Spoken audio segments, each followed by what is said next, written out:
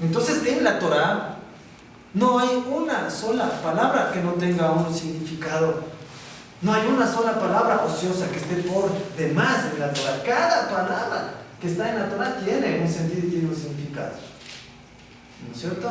Sí, en el caso de lo que dice Sarita, el tema del cuervo, vamos a ver qué es lo que trae por detrás el haber utilizado a un cuervo como primera estrategia, ¿no? Sí, de pronto los sabios nos hablan en el Midrash de una conversación entre el cuervo y entre Noé, ¿no es cierto? Ellos le hacen hablar al cuervo y hay una conversación entre el cuervo y Noé. Le dice, bueno, Noé, ¿y cómo así tú me mandas a mí primero? Sí, yo sé que te caigo mal y todo, ¿no es cierto? Porque no soy un animal puro, pero ¿por qué me mandas a mí primero? ¿Sí? Entonces la preocupación que tú tienes ya la tuvo el cuervo hace. Sí, que cómo así le utilizan al cuervo y cómo así le mandan primero, ¿verdad? Entonces cada palabra en la Torá tiene sentido y tiene significado. ¿Sí? ¿Alguna consulta tenías vos? Sí. A ver. Yo leí en esta otra versión, no sé, decía en Génesis 7:8, dice: con ellos estaban todas las diferentes especies de animales, los aprobados para comer y para el sacrificio y los no aprobados. ¿Ya? Quiero saber, qué animales eran los aprobados para comer y otros animales que son para el sacrificio. Ya, listo. Vamos a hablar entonces un poquito acerca de esta situación de los animales puros e impuros y también de la comida. ¿A cuántos les gusta comer? ¿Les gusta comer? ¿Usted está seguro que usted está comiendo comida? No. ¿Está comiendo comida? ¿Sí? Clarice, ¿estás segura de que tú estás comiendo comida? ¿Sí? ¿Acaso tú sabes qué es o a qué Dios llama comida?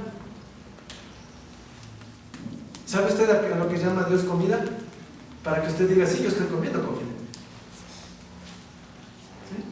Tiene mucho que ver con el tema de los animales puros, impuros, y Isaac leyó un versículo clave, ¿no es cierto?, que habla acerca de él, los animales para el sacrificio. Entonces vamos a entender cómo era el concepto de cuando en la creación, ¿no es cierto?, primigenia, ¿no es cierto?, en la parte primitiva, en la parte histórica del Génesis, ¿no es cierto?, ¿para qué fueron creados, ¿no es cierto?, unos animales, otros animales? ¿Para qué fue creada la hierba?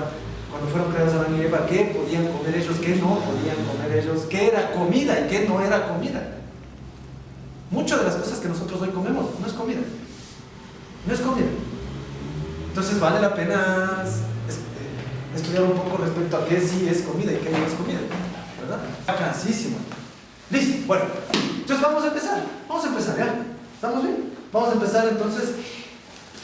Nosotros nos habíamos quedado, la semana anterior habíamos revisado, básicamente habíamos finalizado en el capítulo 5, en donde nos están narrando un poco del linaje, de la genealogía de este tercer hijo de Adán.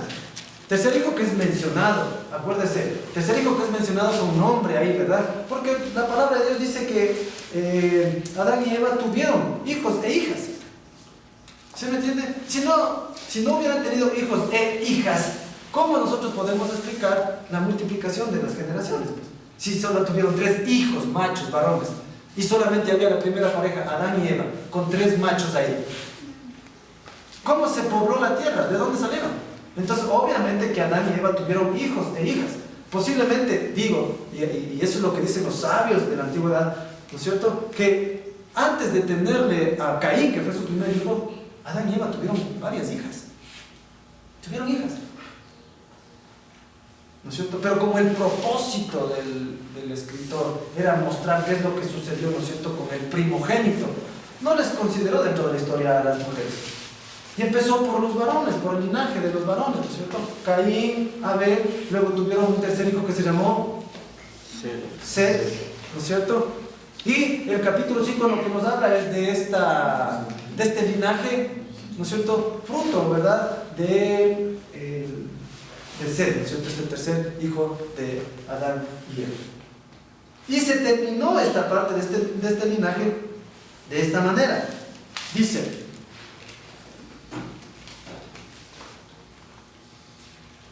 Lamec, 782 años, y engendró hijos e hijas. Fueron pues, el verso 27, fueron pues todos los días de Matusalén 969 años y murió. Y vivió Lamec 182 años y engendró un hijo. Y llamó su nombre Noé, diciendo, este nos aliviará de nuestras obras y del trabajo de nuestras manos. Miren que detrás de cada uno de los nombres hay un significado, ¿no? ¿Sí? A causa de la tierra que Jehová maldijo. Y vivió Lamec después que engendró a Noé 595 años y engendró hijos e hijas. Y fueron todos los días de Lamec 777 años y murió. Y siendo Noé de 500 años, engendró a Sem, Cam y Jafet. Hay que tomar muy en cuenta estos tres nombres, porque de estos tres nombres son los que se van a poblar nuevamente toda la tierra. Después del diluvio, los únicos que quedan vivos es Noé con sus tres hijos, Sem, Cam y Jafet. Hay que tener muy en cuenta esos tres nombres, ¿ya?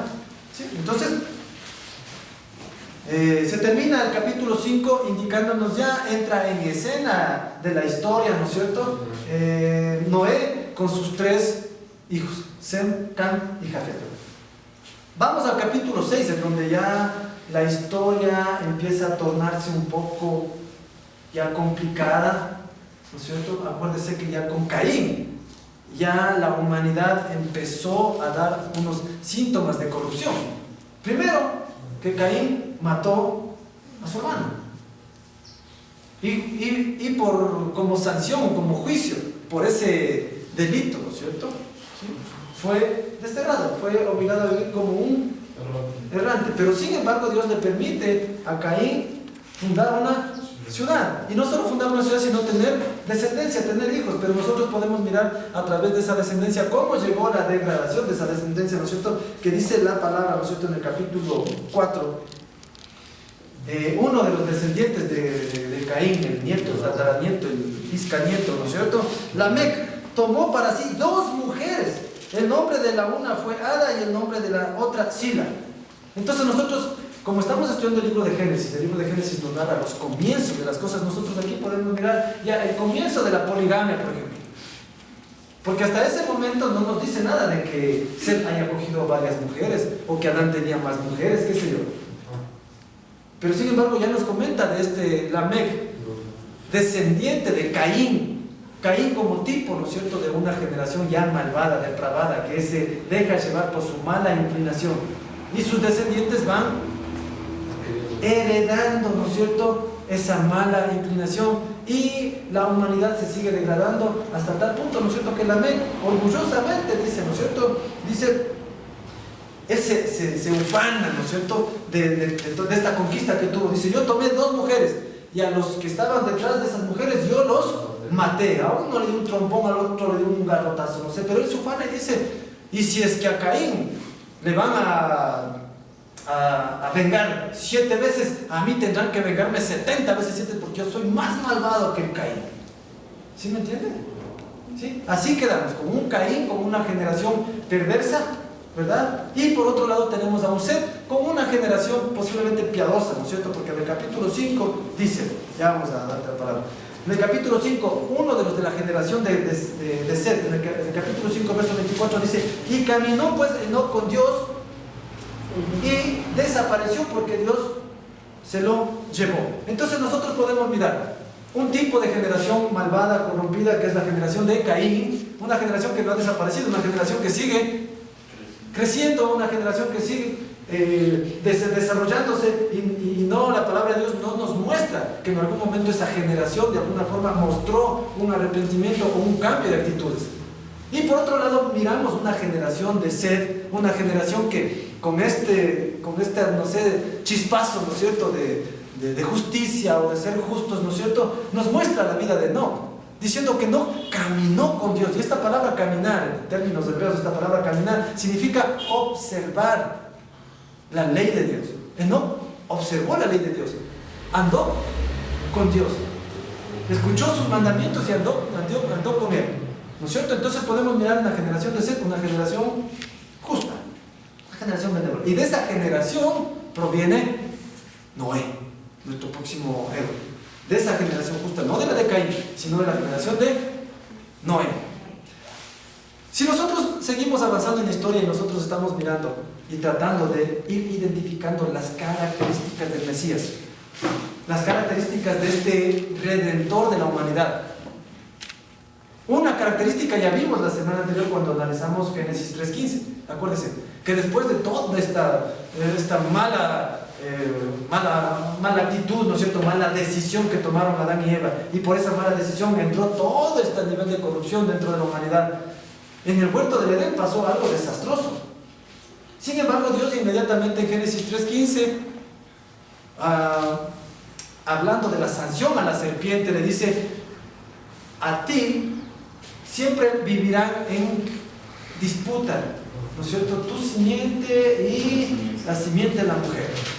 La simiente, tú a la simiente de la mujer le vas a herir en el talón, pero la simiente de la mujer a ti te va a herir en la cabeza. Y si es que hay una forma de matar a una serpiente, es golpeándola en la cabeza. No hay otra forma de matar a una serpiente, golpeándole en la cabeza, asestándole un golpe fatal, muerte. Entonces, según los sabios de la antigüedad, este es el primer versículo en donde Dios ya indica la forma como se va a reparar ese daño que sufrió la humanidad en el huerto, a través de la simiente de la mujer. Este simiente de la mujer que se va a enfrentar a la simiente de la serpiente, y que de un certero golpe en la cabeza le va a fulminar. Y nosotros habíamos dicho entonces que la primera característica del Mesías es que va a provenir de una mujer, va a ser un ser humano.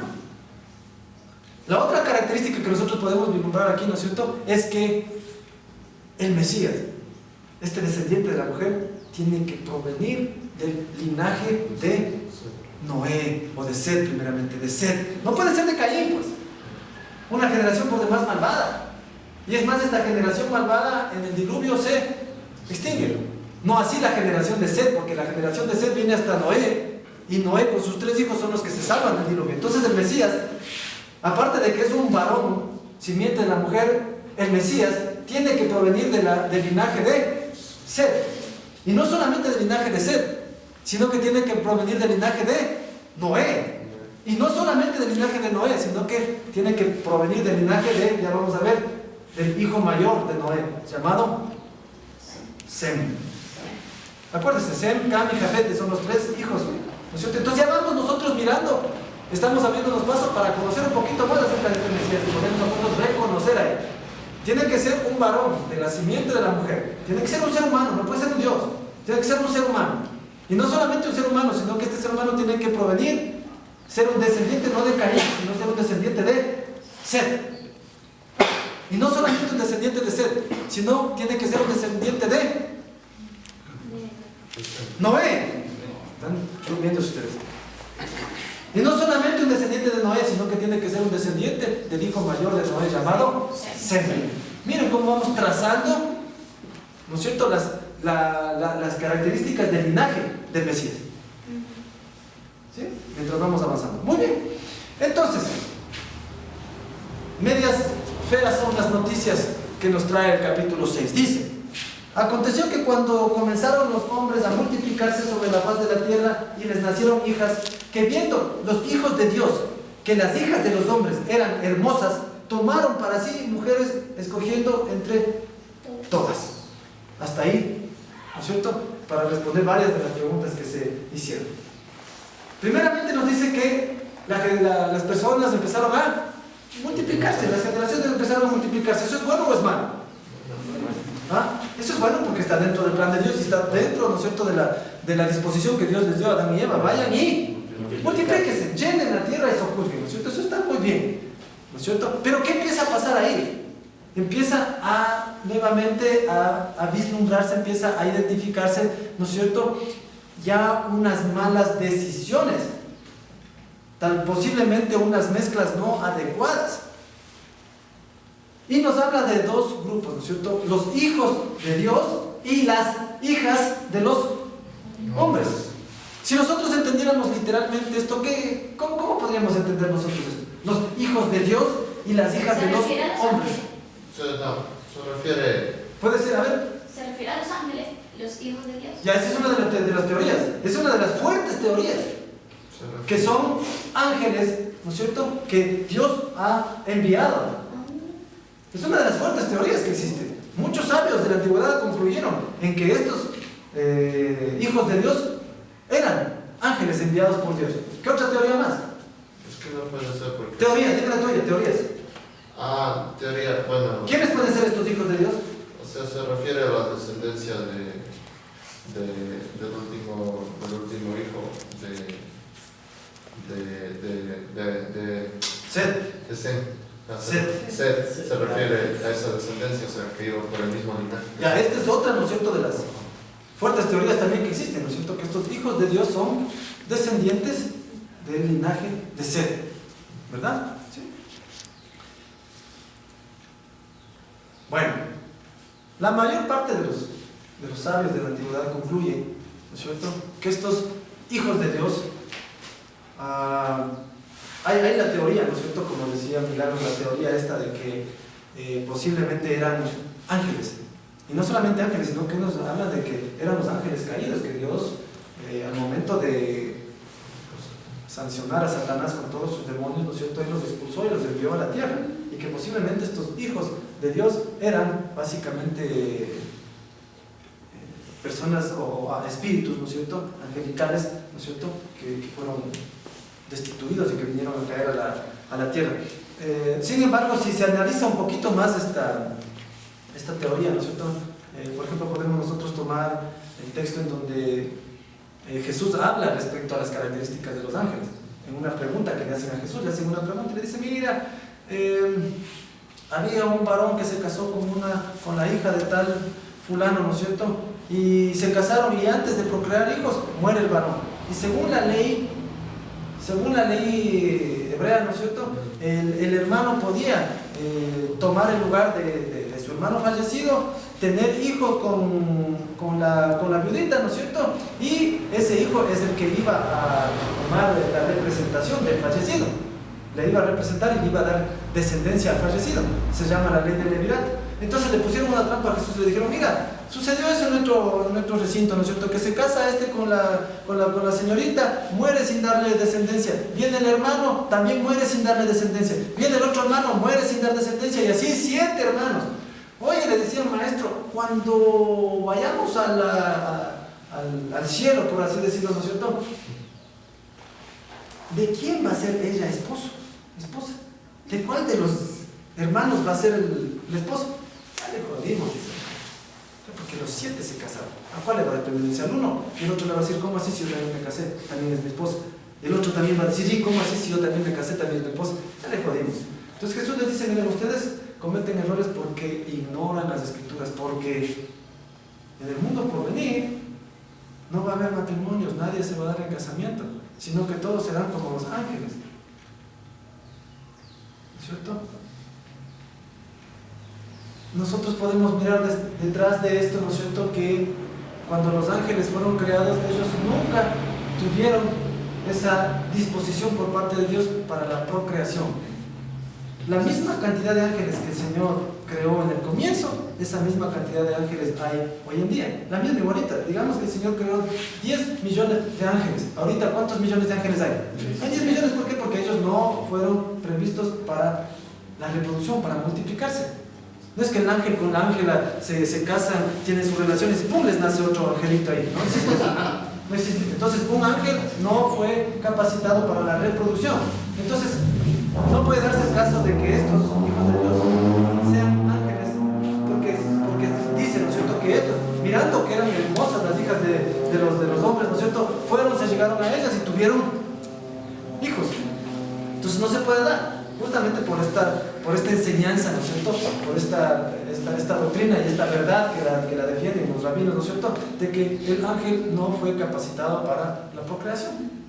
¿Cierto? Entonces como que queda eliminada esta teoría de que estos hijos de Dios pueden ser los ángeles. ¿Listo? Sin embargo, la mayor parte de los estudiosos, ¿no es cierto?, de la antigüedad, ellos comparten la enseñanza de que estos hijos de Dios se refiere obviamente a la descendencia de Set, que era el linaje. Por eso le hacía yo la diferenciación entre el linaje de Caín, de una generación malvada, perversa, de donde provienen las hijas de los hombres, y de la descendencia de Set, un linaje piadoso, en donde se empezó a evocar el nombre de Dios. Entonces, a esta generación posiblemente se la conoce como los hijos de Dios. Entonces nuevamente, ¿no es cierto?, podemos nosotros mirar cómo en esta mezcla empiezan a ocurrir cosas perversas, ¿no es cierto? Los hijos de Dios se mezclan con las hijas de los hombres, tienen niños, ¿no es cierto?, tienen sus bebés, tienen hijos, y no solamente eso, sigamos un poco más adelante. El verso 4 dice: había gigantes en la tierra en aquellos días, y también después de que se llegaron los hijos de Dios a las hijas de los hombres, y les engendraron hijos. Estos fueron los valientes que desde la antigüedad fueron varones de renombre. También nos llama la atención esos textos, esos versos, ¿no es cierto? Había gigantes, y después de que los hijos de Dios se llegan a las hijas de los hombres, también había gigantes en la tierra. Hay una variación de interpretación, yo no sé si es que alguno tiene alguna otra versión, ¿no es cierto?, pero hay versiones en donde la palabra no es gigante, sino tiene una variación entre hombres fuertes, hombres poderosos, hombres súper dotados.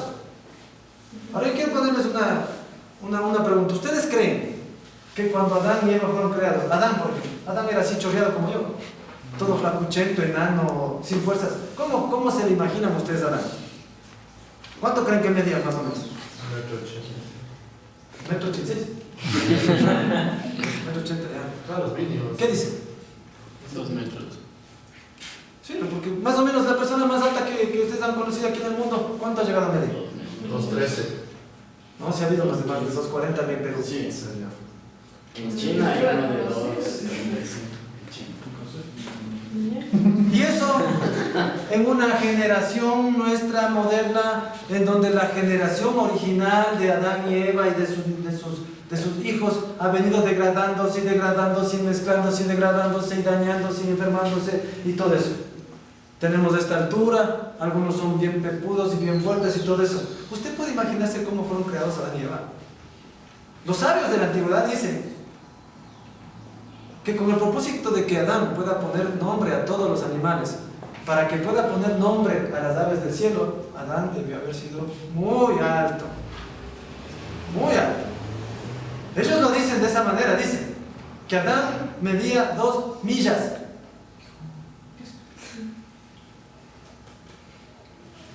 Obviamente que para nuestro pensamiento moderno, a nuestro pensamiento de mirar gente chaparra como el que ya sabemos, ¿no es cierto? Sí, ¿verdad? Entonces que un hombre mida 2 millas es imposible, es imposible. Pero ellos dicen entonces, pero ¿cómo Adán pudo hacer el trabajo que Dios hacía? Ellos, los sabios de la antigüedad, ellos dicen que estos hombres, ¿no es cierto?, estos primigenios, los primeros hombres, ¿no es cierto?, eran tan altos, tan fuertes, tan poderosos, que un árbol de cedro ellos lo agarraban y lo arrancaban como ser una matita, ¿no es cierto?, como ser hierba, lo agarraban al árbol de cedro, ¿no es cierto?, y por ahí lo botaban. Que veían un puma, una pantera, un león, y para ellos eran como pulgas de esos animales. Que si por ahí había alguna abertura en la tierra, ellos solamente con su pie la sellaban. Eso dicen los sabios de la antigüedad. ¿Sí? Había hombres fuertes, muy poderosos. Sí, porque no creo yo que Dios en su creación inicial haya creado así personas ya como nosotros, con límites, no como al revés lo que pasa hoy, lo que estoy viviendo yo mismo. Yo mientras más viejo me hago, realmente que siento que mi cuerpo se está debilitando. Y eso es, obviamente, eso es obra, ¿no es cierto?, de toda esta corrupción que ingresó en el huerto del Edén cuando nuestros padres pecaron. Pero sin embargo, al otro día de que ellos pecaron, no es que ya se hicieron chaparros fuertes debiluchos como el chavo. No. Esas generaciones fueron deteriorándose poco a poco. Cada generación se iba deteriorando un poco, pero sin embargo, de la generación que nosotros estamos hablando, habla de una generación que era fuerte, era una generación poderosa, una generación que dijo: no necesitamos de ningún Dios. No necesitamos. Tenemos todo. Porque tampoco es que al otro día del pecado de Adán y Eva ya toditito se hizo pedazos, no. La tierra seguía dando, no a la cantidad que daba en el huerto de Edén, pero la tierra seguía produciendo, producía bien. No hacía falta ni la lluvia, dice la palabra de Dios. No hacía falta ni la lluvia porque el vapor, ¿no es cierto?, que existía en medio de la atmósfera, eso alimentaba y permitía que las plantas, usted plantaba y no es que se demoraba 9 meses, 1 o 2 años en que le dio un mango, no, usted plantaba y el otro día usted cosechaba los mangos, así de pródiga era la tierra. Usted transpórtese a un tiempo en donde está la creación primigenia, donde está toda la obra magnífica que el Señor hizo cuando creó. Dicen los sabios de la antigüedad que las mujeres no esperaban 9 meses para parir. Y no es que te era un dolorosísimo el parir. Tú concebías en la mañana y posiblemente en la tarde ya nacía el bebé. Y ni siquiera nacía un bebé todo escuálido ahí que no, nacían ya gentes maduras. Es por eso que, contestando la pregunta de David, ¿no es cierto? Es por eso que la tierra se poblaba rápidamente. Porque una generación, ¿cuántos años dura? Por ejemplo, para que puedas tener hijos. Nace el bebé, para que pueda ya tener hijos, ¿cuántos años tiene que pasar? Siquiera unos 15 años, digamos. Siquiera unos 15 años. Imagínate estar esperando 15 años para que pueda parir, para que pueda tener hijos. No se puede. Solamente piensen ustedes eso que les estoy diciendo, para que se hagan una idea de cómo debió haber sido la creación original. Había gente fuerte, no David Armán, había gente poderosa, fuerte, alta, musculosa. Había gigantes en ese tiempo. Y no refiriéndose nada más gigantes a gente altísima, ¿no es cierto? Sino gente poderosa. ¿Sí me entienden? ¿Sí?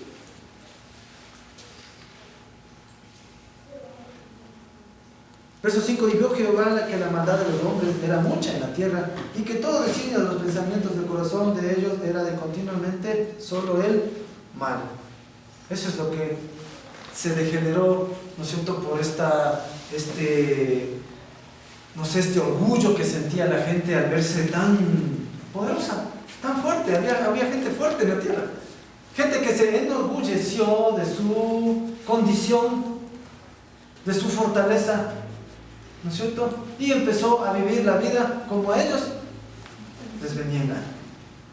¿Sí? Tal cual dice el versículo, ¿no es cierto? Vio que la maldad de los hombres era mucha en la tierra, y que todo designio de los pensamientos del corazón de ellos era de continuamente el mal. ¿Sí? Dicen los sabios que hubieron 3 pecados que empezaron a cometer en esta generación. El un pecado era la idolatría. ¿Sí? No necesitaban de Dios porque ellos eran gente fuerte, poderosa. Necesitamos de Dios. Y empezaron a generarse sus propios ídolos. Posiblemente ellos mismos como ídolos. ¿Sí? Empezaron a buscar ídolos, empezaron a buscar cosas, objetos en quien poner posiblemente un sentido de adoración, de reverencia.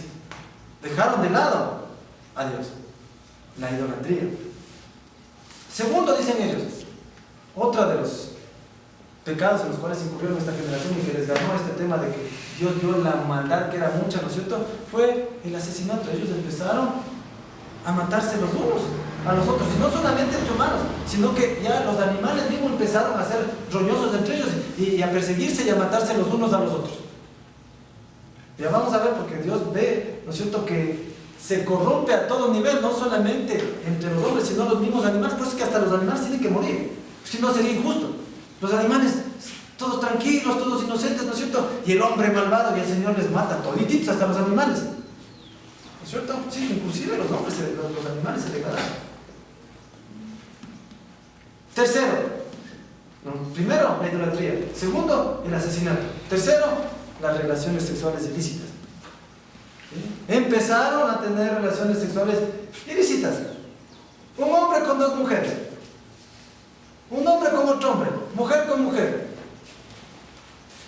Acuérdense que el mandato era: vayan, multiplíquense y reproduzcanse, poblen la tierra. Sin embargo, ellos, ¿no es cierto?, empezaron a tener 2 mujeres.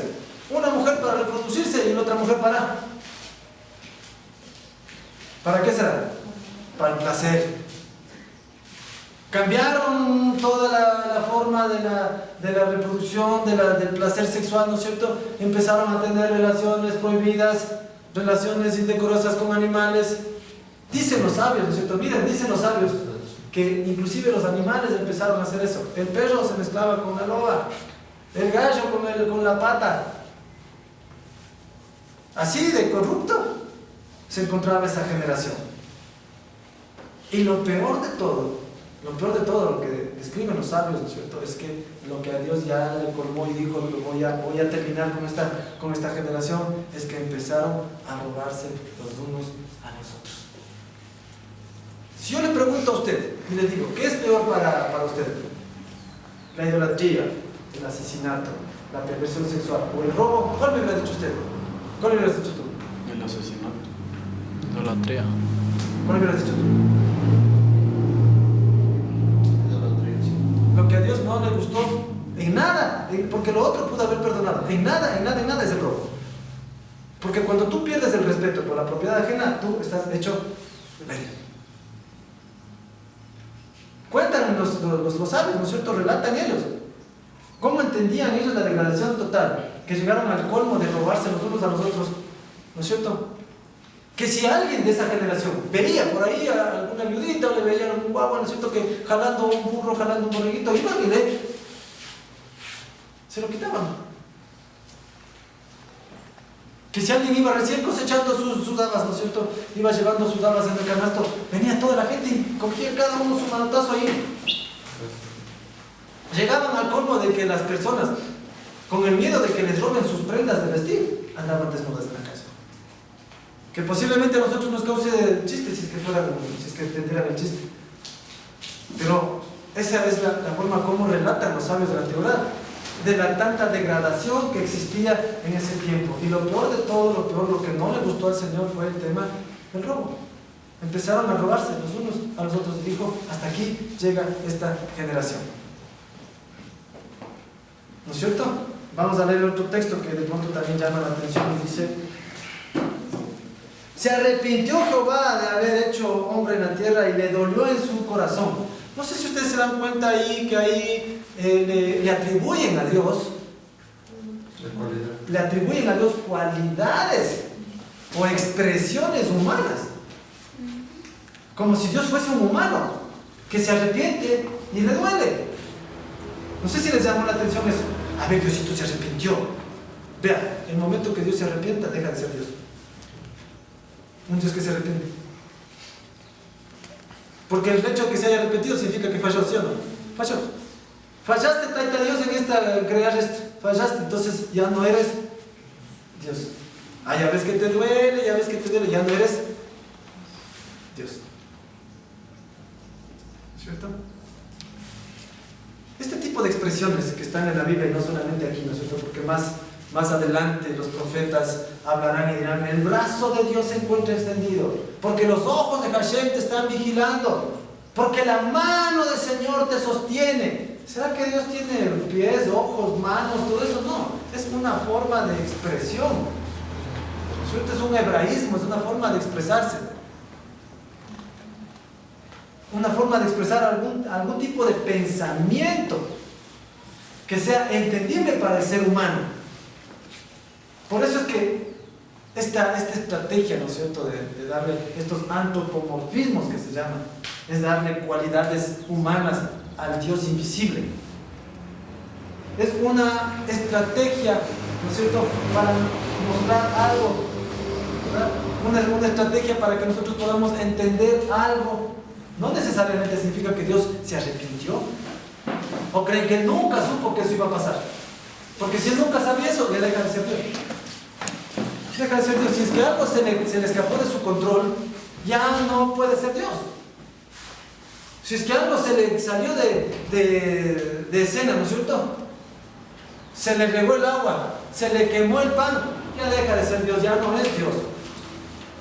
Entonces son expresiones que a nosotros nos permiten entender algo. No es que realmente Dios se había dicho: tica, me arrepiento, de gana les voy a... ¿No es cierto?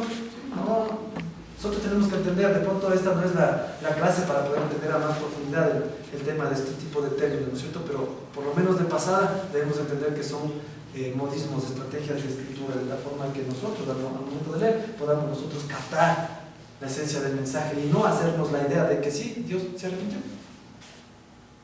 ¿Sí? ¿Se me entiende? Se arrepintió Jehová de haber hecho al hombre en la tierra y le dolió el corazón. Y dijo Jehová: raeré de sobre la faz de la tierra a los hombres que he creado, desde el hombre hasta la bestia, ¿sí ven? Desde el hombre hasta la bestia. Por eso explicábamos que no solamente fue el ser humano el que se corrompió, sino también los animales. También sufrieron corrupción los animales, ¿sí? Y hasta el reptil y las aves del cielo, pues me arrepiento de haberlas hecho, ¿sí? Y aquí nos da una salvedad y nos dice, pero en medio de toda esa corrupción que existía, en medio de todo ese sistema idolátrico, asesino, pervertido sexualmente, y en medio de ese sistema de robo y de injusticia, hubo algo o alguien que le llamó la atención a Dios. Su nombre es Noé. Dice, pero Noé halló gracia ante los ojos de Jehová. El versículo anterior, yo les había enseñado las semanas anteriores, ¿no es cierto?, esta forma de nosotros ir de alguna forma entendiendo la Torah, entendiendo las Escrituras, que se llama la dualidad de la realidad, ¿no es cierto?, que son eventos que nosotros vamos mirando, estudiando en la historia, ¿no es cierto?, pero que tienen una prefiguración espiritual, que tienen una prefiguración tal vez en el futuro. Va a llegar el momento en donde Dios juzgue a todo ser humano. Va a llegar el momento en donde Dios juzgue a todo ser humano. Básicamente este texto es una prefiguración de lo que en el futuro pasará. Llega el momento en donde Dios tiene que juzgar al ser humano por las decisiones que tomó. Lo hizo en la antigüedad y lo hará también en el futuro. Con ese tipo de estrategia nosotros tenemos que llegarnos a la Torah cuando nos acerquemos a su lectura, ¿no es cierto?, entendiendo y sabiendo que cada hecho que está relatado aquí tiene una prefiguración en el futuro. Tal vez no es en el futuro más lejano, tal vez para ellos se sigue dando cíclicamente este tipo, ¿no es cierto?, de eventos, ¿no es cierto?, que regresan a ver y dicen, así como en los tiempos de Noé, así será ahora, o así será mañana, ¿sí? Entonces haya Noé, haya gracia ante los ojos de Dios, porque podemos nosotros suponer que en medio de esta degeneración, de esta depravación que existía en ese tiempo, Noé posiblemente tuvo una actitud y una decisión diferente, ¿sí? Y dice, estas son las generaciones de Noé. Noé, varón justo. Miren cómo la Biblia habla de Noé, ¿sí? Noé era un varón justo. ¿Qué significa justo?